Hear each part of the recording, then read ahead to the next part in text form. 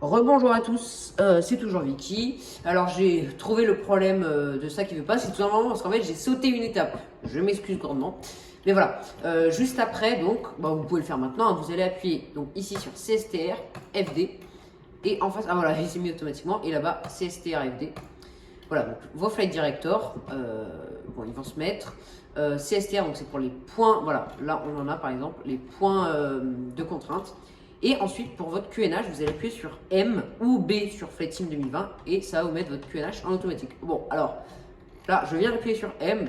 Alors, ironie du hasard, enfin, je sais pas si ça se dit, mais le hasard a fait que, on est actuellement à Toulouse, je suis en condition réelle, hein, sur du QNH 10-13, qui est le QNH standard, c'est marrant.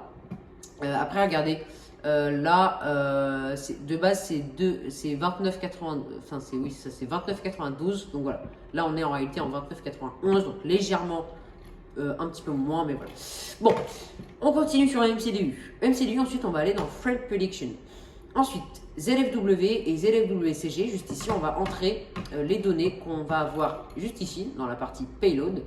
Alors, ZFW, vous allez retrouver ça ici, c'est 6077, donc c'est le poids avec passagers et cargo, mais sans carburant. Point 77. Slash, ensuite. Et ZFWCG, c'est ceci, donc c'est le centre de gravité de votre avion, donc c'est 26,9 en l'occurrence. 26,9. Et vous allez entrer ça juste ici. Oui, voilà. Donc 60,77, il a arrondi à 60,8.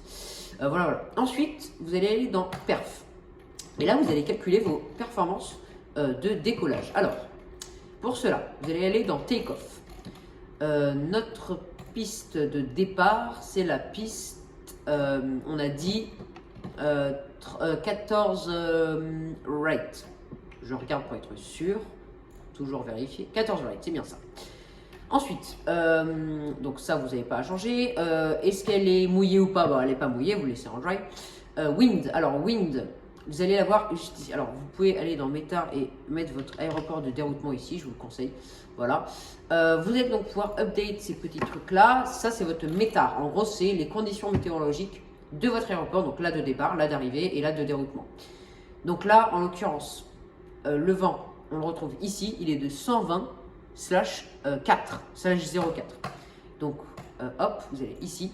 120 slash 4. Voilà. Votre température, vous pouvez la retrouver aussi là-bas, mais je vous conseille tout simplement de faire un truc plus précis, c'est que vous l'avez juste ici, SAT, voilà, donc là elle est de 6 degrés, et oui, il fait pas chaud, même dans le sud.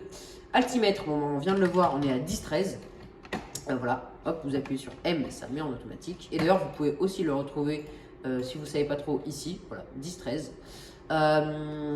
Et ensuite, votre poids. Alors, votre poids, vous allez dans Payload et c'est le LGW Live, quand je fais en live, quoi, le truc en direct. Donc, c'est 66.148. Alors, 66.148 en kilogrammes, bien sûr. Flaps, on ne va pas changer, on est en config 1 plus F, bon, config 1. Air conditionné on, anti-ice off et force toga off. Vous allez faire Calculate et là il va vous donner vos performances. Vous allez faire Send to FMGS et vous allez retenir le truc tout en haut et le truc tout en bas. Donc là en l'occurrence 58 et 09 up. Alors 58, vous allez le rentrer ici. Donc 58, vous allez le rentrer ici dans Flex to Temp. C'est la température de votre moteur quand vous allez le passer sur Flex. Voilà. Ensuite, on avait dit 09 up. Donc vous allez mettre 1 slash up.9.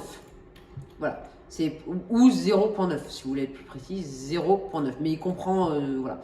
1 slash, pourquoi? Parce que c'est votre flaps. Donc voilà, vous allez mettre ça dans flaps slash THS. Ensuite, vous allez avoir aussi vos V1, VER, V2. Alors je vais expliquer rapidement ce que c'est. V1, c'est la vitesse à partir de laquelle, enfin au-dessus de cette vitesse, vous ne pouvez plus faire demi-tour, entre guillemets, vous ne pouvez plus arrêter le décollage. Même s'il y a un problème, vous devez forcément décoller. Voilà, pour éviter de vous retrouver bien sûr dans les arbres en fin de piste.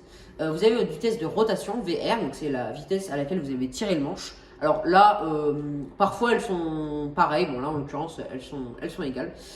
Donc voilà, vous allez rentrer ça, 150, vous allez le mettre juste en face, 150 également pour vitesse de rotation. Et V2, c'est la vitesse. Alors, il y en a qui disent que c'est la vitesse à laquelle votre avion quitte le sol. C'est le cas aussi, c'est vrai. Mais en fait, de base, c'est surtout la vitesse. Oui, quand vous êtes en montée, il ne faut surtout pas passer en dessous. Si vous passez en dessous, vous risquez de décrocher. Donc voilà, 152. Voilà, ensuite, une fois que c'est fini, vous allez faire confirm takeoff data. Donc voilà, là, il a pris tout ça en compte. Et écoutez, on a terminé pour cette petite partie. À tout de suite.